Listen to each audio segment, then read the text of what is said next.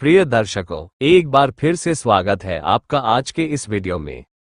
दर्शकों, महाभारत में ऐसे कई रहस्य हैं जो आज भी किसी पहेली से कम नहीं।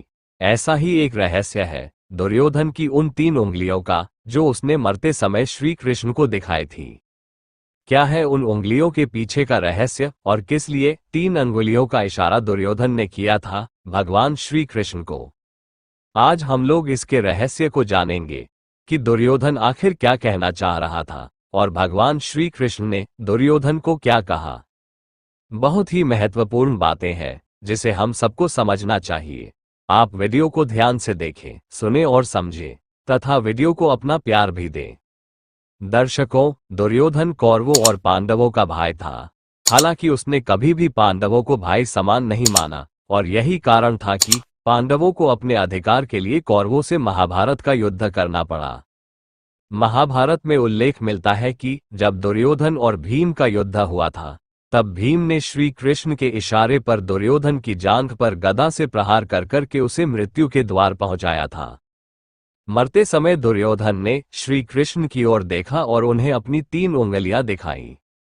महाभारत में उल्लेख मिलता है कि दुर्योधन अपनी 3 उंगलियों को दिखाकर अपनी 3 गलतियों के बारे में बता रहा था। असल में दुर्योधन ये समझता था कि अगर वह ये 3 गलतियां नहीं किया होता तो वह ये युद्ध जीत सकता था। दुर्योधन के अनुसार अगर वह इन गलतियों को नहीं करता तो वह युद्ध जीत सकता था और कौरवों को सारा राजपाट मिल जाता।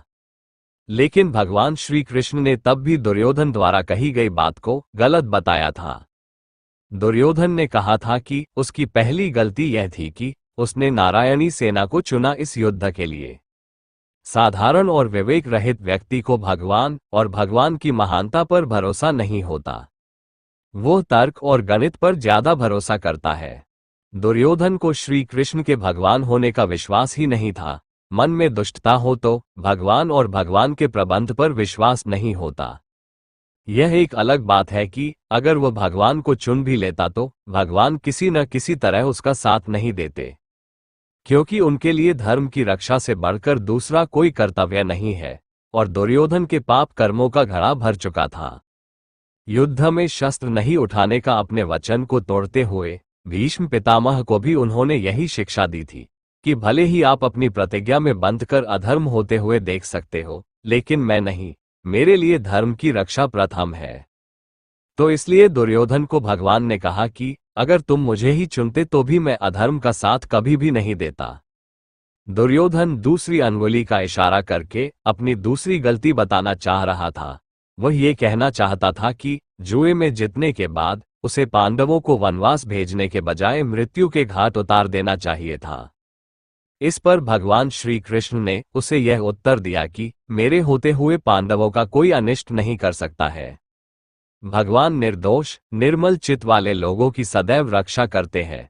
कोई कितना भी कोशिश कर ले, भगवान के भक्तों का कोई बड़ा अनिष्ट नहीं कर सकता। ये भगवान की भक्त वात्सल्य है। निर्मल और भोले भाले चित्त वाले लोगों की भगवान पल पल रक्षा करते हैं। दुर्योधन तीसरी उंगली से अपनी तीसरी गलती यह बताई कि पापों के साथ अगर मैंने कुछ पुण्य किए होते तो मैं आज जीवित होता।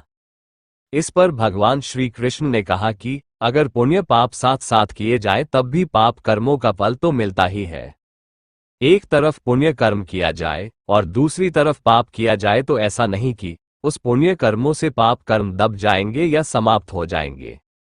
सभी कर्मों के फल तो मिलते ही है। पुण्य कर्मों के फलस्वरूप अगर आपको कुछ सुविधाएं मिल रही है तो पाप कर्मों के फलस्वरूप कठिनाइयां भी अवश्य मिलेगी।